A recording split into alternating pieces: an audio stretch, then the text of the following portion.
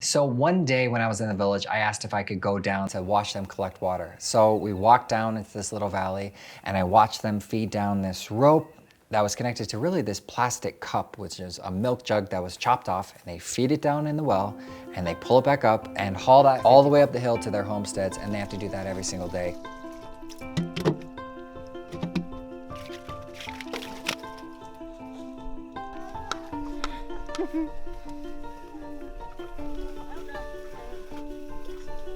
Hello, my name is Irani Kombore. I live in a small village called Nyabanga, Nyamaropa, Zimbabwe. Welcome to our home. I first went to Africa in 2002 when I lived in Zimbabwe for 2 years. And it was there that I actually met Irani Kombore. He's been a friend now for 18 years. Very nice. Okay, Austin, your turn. This is our place. I just fell in love with Africa. I fell in love with the people, how wonderful and warm they were. They were going through an extremely tough economic time, and yet they were so giving. You can meet my wife, who is washing some plates. Hi, I'm Itai Kombore. Okay, Itai, can you please tell them where you get your water from? We get our water from a well or a deep hole. So Irani starts telling me about his village. The water in the well, okay, it's not always available. It's only available when it's raining.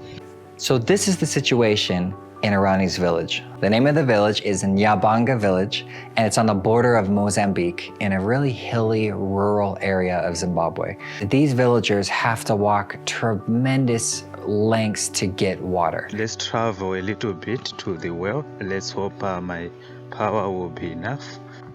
So they have one borehole, which is basically a well, that they go and get water, which is about a mile away. But that always dries out because Zimbabwe's been in a long-standing drought for the past 10 years. So then they have to go to another borehole that's basically 2 miles away. That usually dries up as well. Then they have to go to the river, which is 2.5 miles away. And that river water is a tremendous risk of malaria and cholera and typhoid. And in fact, many of the villagers have died because of those diseases. We spend our time mostly finding water. I'll introduce you to my firstborn son, Ilen Kombori. Ilen, how are you? I'm fine, thank you. How are you? How old are you? I'm 11 years old. We're now meeting with Ian Kombore, the second born. Okay, Ian, how are you?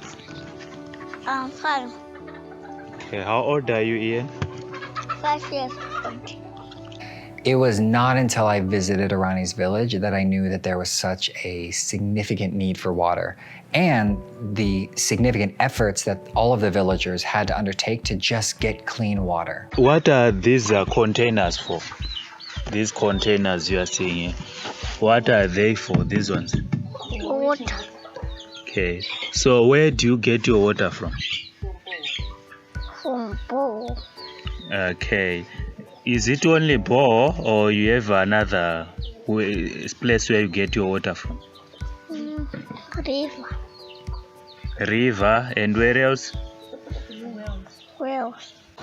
This is the nearest well we have, the one which I said which dries up. Yes, that's the bucket which we use for carrying water on our heads. The ramifications of not having easy access to water are really widespread within the village. Let's start with the kids.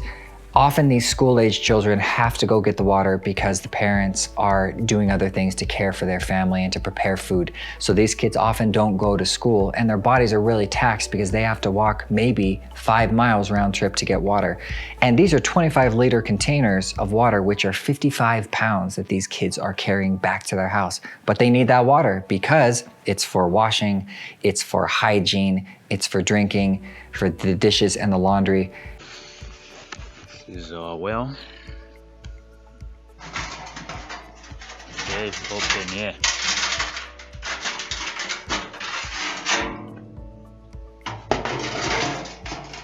We use this tin for drawing water from the well. How we do it. Okay, so we do it like this. Taking some water and then pour in that yellow tin. Okay, so after drawing water, we close like this here. So the villagers have banded together and done literally everything they can do to get clean access to water. They dug by hand and they hit a stone that they just could not penetrate. You can see this quarry here. Okay, the guys whom we hired, okay, they tried to use some explosives, but they failed to go deeper. Okay, from 6 meters, they went to 7 meters.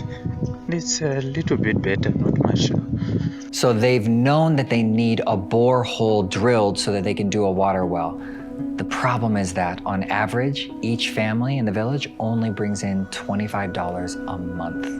And this well costs $7,000. Okay, these are my fields. This is corn. It's actually watered by rains.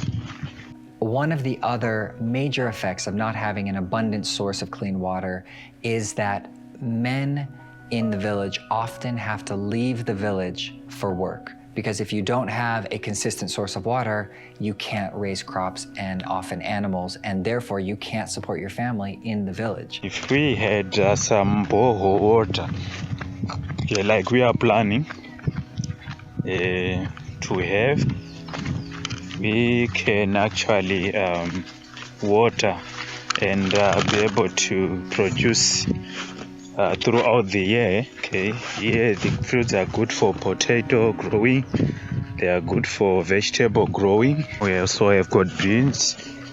It's not doing so well, but you're trying. This is sunflower. Okay, this one is good for making feed, chicken feed, and also cattle feed.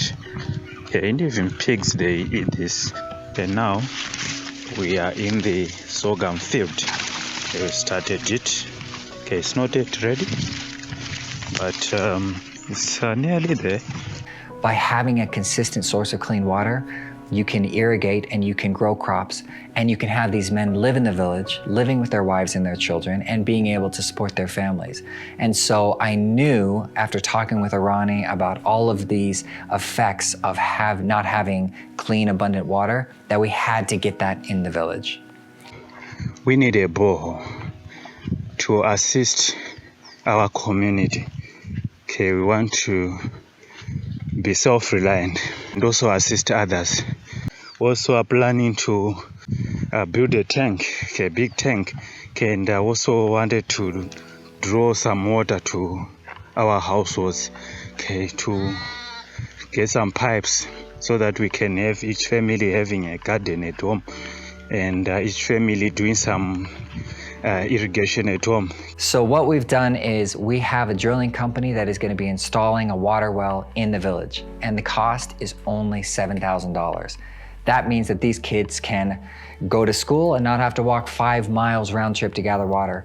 These men can be reunited with their families because now they have a source of revenue, because they can have farms in the village, because now they can irrigate.